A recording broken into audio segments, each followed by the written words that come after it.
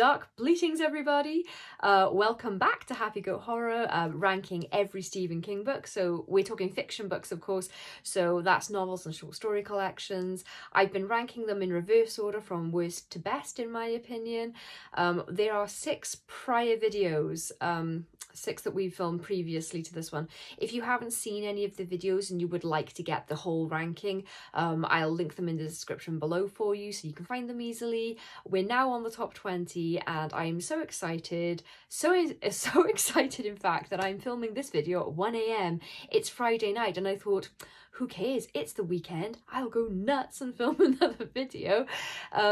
If you're used to watching these ranking videos and you're wondering about the slightly different setup, I usually sit on the floor in front of my bookcase, but I'm old and my knees and my joints don't like it when I do that. It usually takes me forever to film a video because I have to keep moving around, and you know, I've hit the age where whenever I move or something aches, my body makes a noise when I try to get up or sit down now.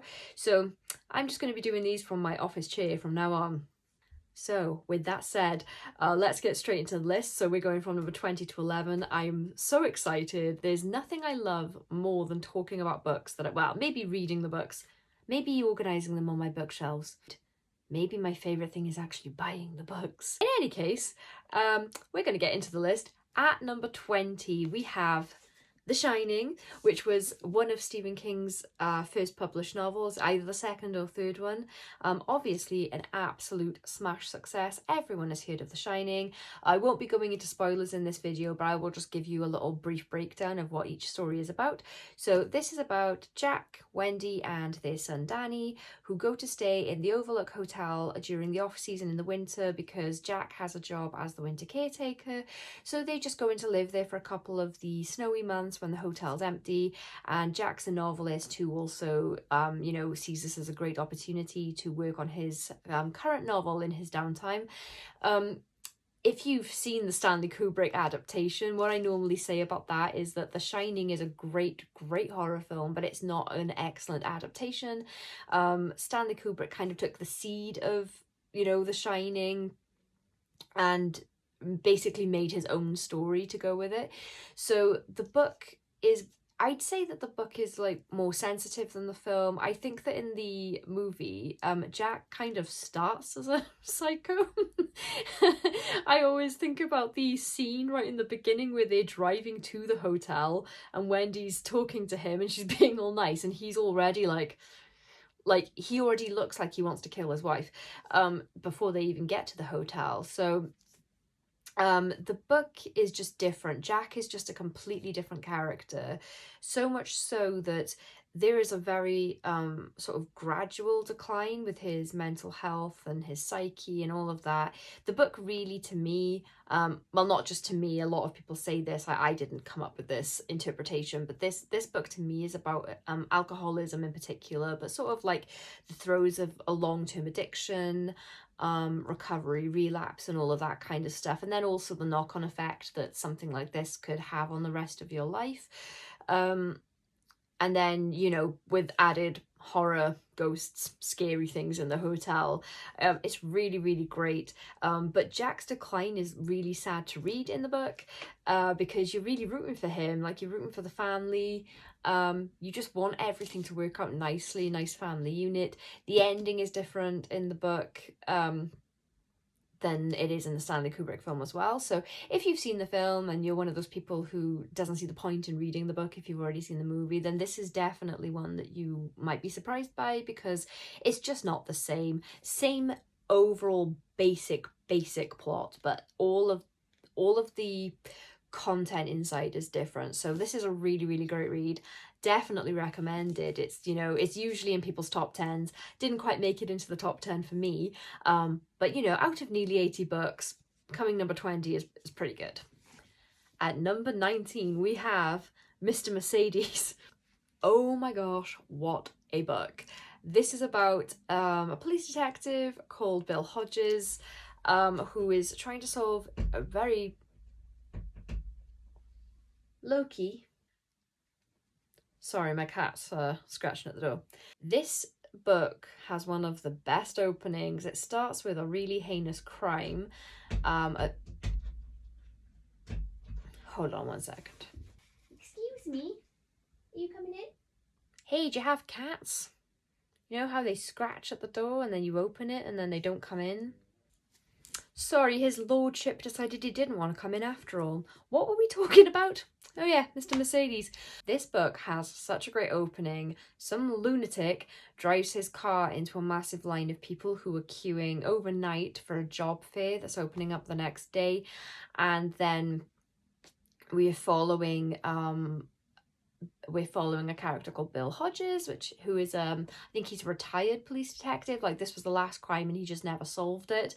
And then it starts to plague him. So this is sort of like more of a crime thriller, I suppose, but I would still place this in horror because that opening setup is absolutely horrific, and then everything that happens afterwards I find quite frightening.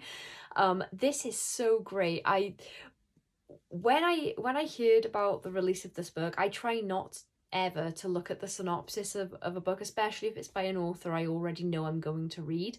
So but I did just hear on the grapevine what this book was about, and I just wasn't excited because I wanted more of a Stephen King horror book. But this is amazing. It's the first book of a trilogy and I loved it. I thought that the whole series was great. There are books featuring other characters from this series as well, and I just love them. Absolutely amazing character work. I was gripped. It's not very long for a Stephen King novel. This is probably between 300 and 400. Yeah, this is about 400 pages in paperback. I flew through it. It was amazing. It's a great read. At number 18, and I don't normally see this near the top of people's ranking lists, and I just don't understand why, it's The Girl Who Loved Tom Gordon. This is about a girl who goes on a hike with her family and she gets lost in the woods.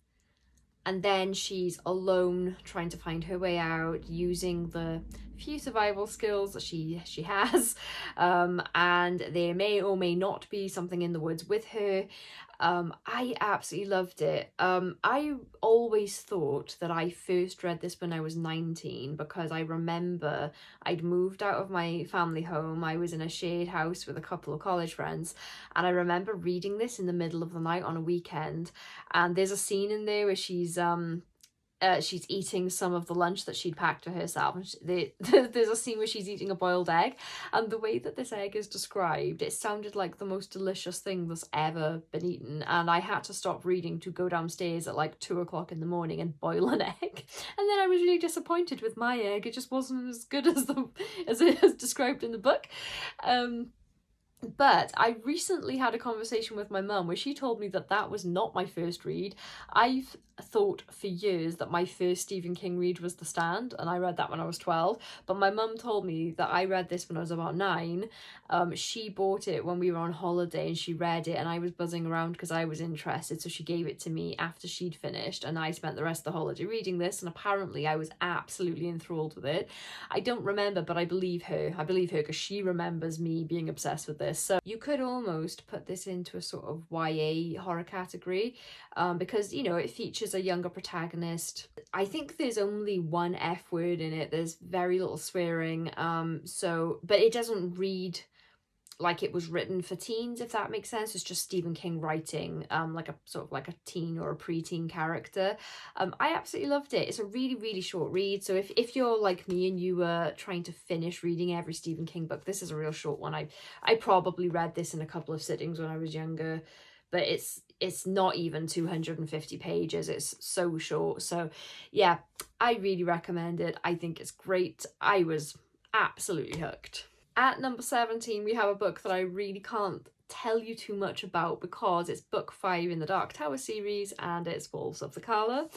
It is a beefy big boy. I don't know why I said it all suggestive like that. I'm so sorry, Stephen. Yeah, all I can really say about this, because I really don't like to have books spoiled for me. I really don't like to know anything whatsoever about books I'm about to read, and I especially don't like to know things about books that are midway through a series. So the only thing I will tell you about this is that it starts to feel a bit meta, and there's a battle in there that's insane because there are things that turn up and they're kind of like head scratching kind of things. People were either in or out for this sort of concept that starts to happen here, but I absolutely loved the main plot. There's a sort of, you know, question posed and I was absolutely gripped, couldn't put the book down. It was fantastic. So yeah, if you're one of those people that has not yet got to the Dark Tower because you, like me, you enjoy Stephen King's horror, I really think it's worth a read. I'll probably mention this every time I bring up a Dark Tower book. I didn't like the first one very much, The Gunslinger. I'll probably give that a reread at some point, but it's quite short, and I'm not the only one in the fan base that thinks that The Gunslinger is the weakest or one of the weakest in the whole book series. So if you read The Gunslinger and it turns you off the rest of the books because you didn't enjoy it, then really do go on to the second one, which is The Drawing of the Three. I guarantee that you will like that one much more and it'll hook you into the series. At number 16, oh, this book, it's 11/22/63, and it took me so long to get to this one because it's a big book.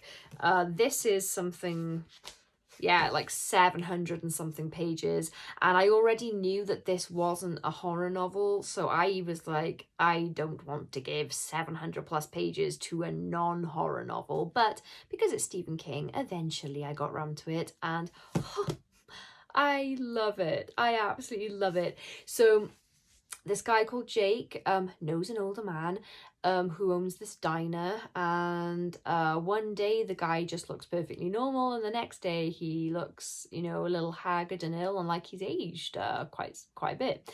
And it turns out that he can time travel. And that's the premise of the book, and I won't tell you anything else, but he passes on his knowledge to Jake and he wants him to do something in the past. So I would firmly consider this sort of a it's lots of things. It's a time travel adventure novel, it's a coming of age story, it's a romance, which none of which I would normally pick up a book. Like, those are not genres that appeal to me ever, but this is just magic. It's just magical. It's a massive book, but once you start reading it, I swear, it was like time disappeared, the world fell away, I couldn't put it down. It's, I don't know, it made me cry, it made me laugh, it had me on the edge of my seat.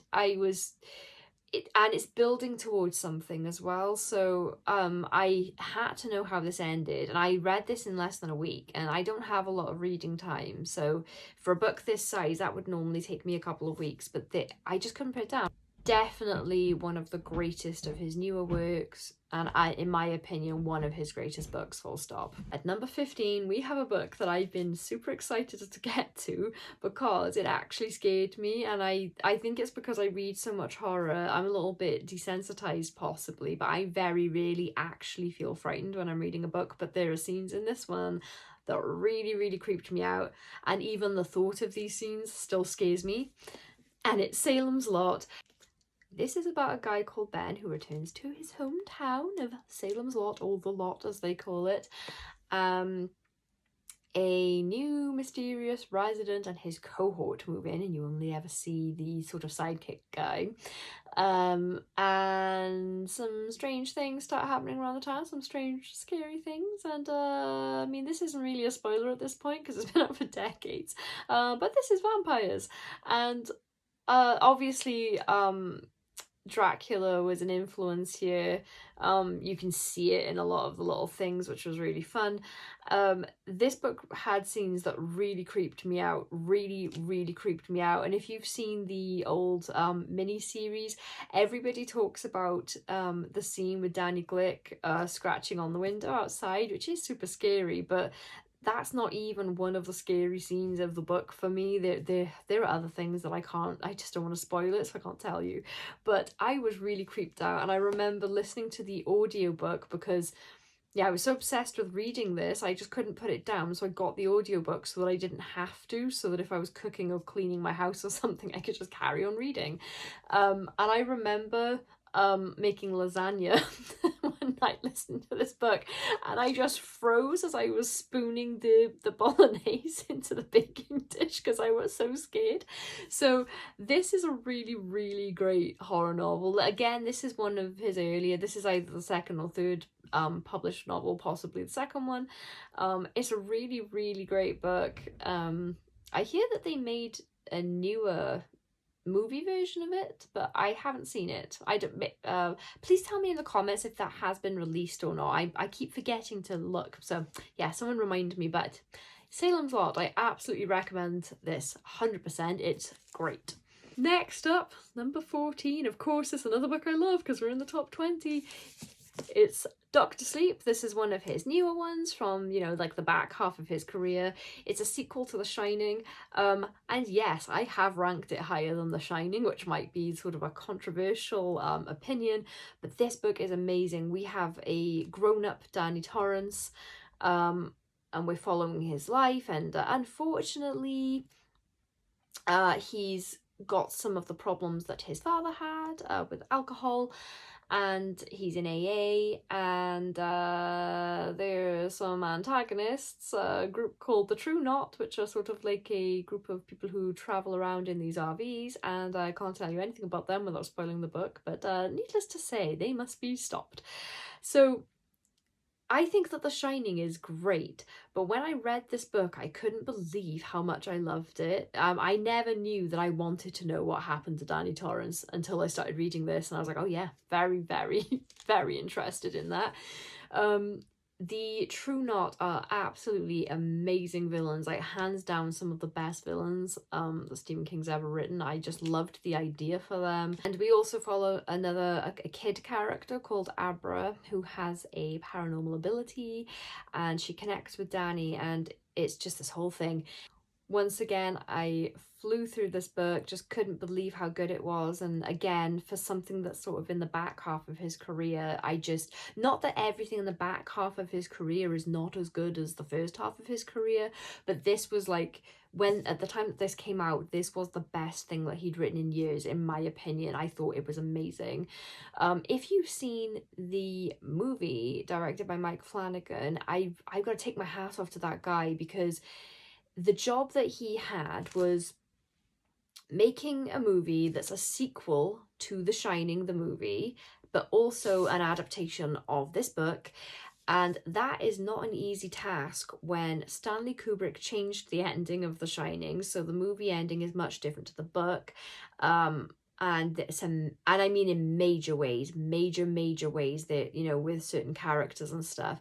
And so when I heard that this was being made into a film adaptation, I was wondering how in the hell anyone was going to be able to pull this off in a way that would satisfy the book fans and also satisfy the movie fans that hadn't even read the books. Mike Flanagan, and I think he wrote the script, but if he co-wrote it with other people, if other people wrote it, I do apologize. Please correct me in the comments if I'm wrong, but I think he wrote it. He did an amazing job of sort of adapting both into something that would work. It does get a little bit fan servicey, just a little bit towards the end in the film, but I just, this book is incredible. At number 13, we have the second of the Mr. Mercedes trilogy, Finders Keepers. So we're still following Bill Hodges. He has established a private investigation firm, and the crime they're looking into is a little weird. We have a child character who's kind of our protagonist, or one of our protagonists, who discovers something that he would have been better if he hadn't discovered it. And running alongside that, we've got the murder of a popular novelist, and some stuff has been stolen. And there's a whole bunch of stuff going on. Like with The Dark Tower, because this is part of a series, I don't want to go into it because I just don't want to give away anything that might have happened in the first book, and I don't want to give away the plot of this because there are threads that feed into the third book. So, but yeah, I really enjoyed this even more than Mr. Mercedes, and I thought the Mr. Mercedes was unbelievable, so this is a great read. 2 left for this list, and then we get to go to the top 10. Oh man, do I love this next book. Really hard to rank the top 20 Stephen King books of all time, by the way, because I felt like I was betraying everything that didn't make it into the top 10 because I wanted them all in the top 10. But at number 12 we have Misery. This is about an author called Paul Sheldon who gets into quite a bad car accident and he's very badly injured during a snowstorm, but luckily for him he's discovered and saved by his #1 fan, Annie Wilkes, who takes him back to her home to care for him, and she's also a former nurse, so how lucky is he? Or is he? So Paul's legs are quite badly damaged, so the option of getting up just in general out of bed by himself is not there, and the phone lines are down, and you know there's a snowstorm, the roads are all messed up, so he's isolated and basically trapped in her home, which you know would be fine if she were normal, but she isn't. There's a whole host of things with Annie. At some point she goes out to get his most recent novel, and it's the final book in the Misery series that he's writing, and she's an enormous fan of these books. But unfortunately for Paul, she's not too pleased with the way he decided to end Misery, and she just, you know, she's a little bit unhinged. The great thing about Annie Wilkes is, I mean, she's one of the best antagonists like ever put to literature. Not even just a great Stephen King antagonist, but just like one of my favorites of all time. The great thing about the way that her character is written is that you see these little glimpses of things that aren't quite right about her, but it doesn't like tease them out into just some climax. I mean, there is a climax to the book, but she's just really unpredictable. So every now and then you see like a glimpse of like, oh, that's not right. And then every now and then she just shocks you with something absolutely nuts. So Paul can't possibly predict how she'll react to anything. Sometimes her mood swings come out of nowhere that's like nothing to even do with him. He's just completely at her mercy, and as a reader you never know. You've got just no idea what she's going to do at any point ever. So she's great, and she just feels really real as well. Like and everyone always talks about Annie Wilkes, and of course in the movie she's played by Kathy Bates, who was just unbelievable. Like, what a great role. Like, just I couldn't imagine anyone else playing Annie Wilkes until I saw the Castle Rock series, and Lizzie Kaplan played her, like the younger version, and she clearly studied Kathy Bates' portrayal because she was very loyal to it, and she was incredible. Best thing about that entire series. But I digress. But yeah, what I was going to say is that Annie Wilkes is amazing, but I feel like Paul Sheldon as a character has been overshadowed because of that. Paul Sheldon is a great protagonist. He's pragmatic and smart, and but it's just he doesn't have options. There's not much that he can do. So like this book really is just a massive exercise in empathy and eliciting terror from the reader, because it's not like he's in the scenario because he's stupid, or you know, he should have left and he didn't, and all this. Like, he's just at her mercy. So yeah, so I could babble on about this forever, but this is an amazing read. Not too long, probably like 350 pages is where I'd guess. Oh yeah, it's about 350 pages. A great read, especially for like, you know, a bad weather kind of day. It's one of those books you want to get into a blanket and just snuggle up with. It's a great read. So last on today's list at number 11, and this really shocked me that I loved this book so much. It's Christine. Very beefy book again.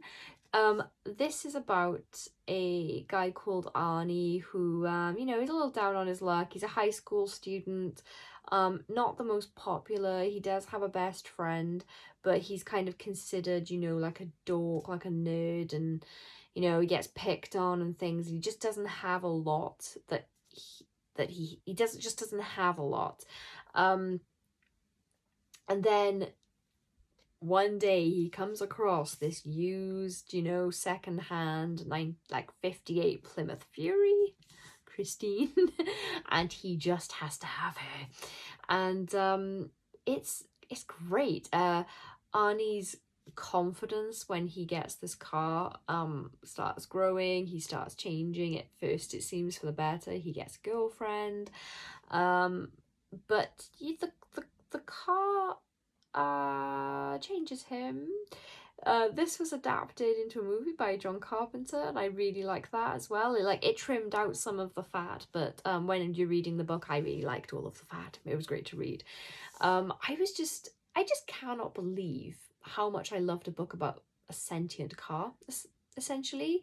A sentient, protective, possessive, murderous car. It's such a bizarre concept. I mean, it's the kind of thing that only Stephen King would come up with, you know?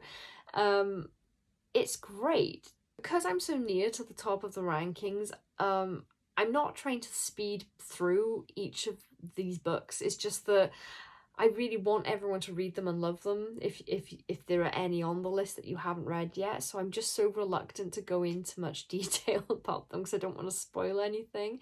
But the character progression is great because there was no point in this book that I wasn't on Arnie's side and I wasn't rooting for him, and I just wanted things to work out for him. I loved this character. I just loved him. Absolutely loved him. And then when things start going wrong, some decisions are made by the people around him, and I was like, oh God, this is hurtful. Yeah, I was really invested. It's just a wonderful book. It's just so good.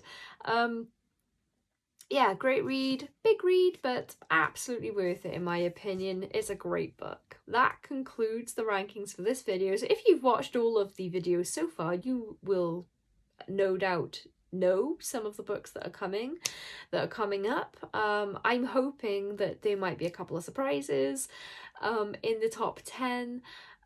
Please let me know what you think of these rankings, if you think these books deserve to be here. So we have, let me get my little stack here. So this is 20 to 11. Please in the comments let me know what you think of where I've placed these books. I want to know if you think some of these should be in the top 10, but I mean, like I said earlier, it's really hard to not put all of these in the top 10. But you know, something had to be in the top 20 instead. Oh! I dropped them. Oh shit. Ah, crap. Sorry, Mr. Mercedes. Collected all my books off the floor now. So, yeah, the next video will be going up next Sunday. It'll be the final one in the Stephen King rankings. It'll be the top 10. I would really love, if in the comments you could put your predictions of what I might place in my top 5. If you've watched all of the videos so far, then you might know what's coming for the top 10. I'd love to know what your top 10 are, but maybe save that for the next one.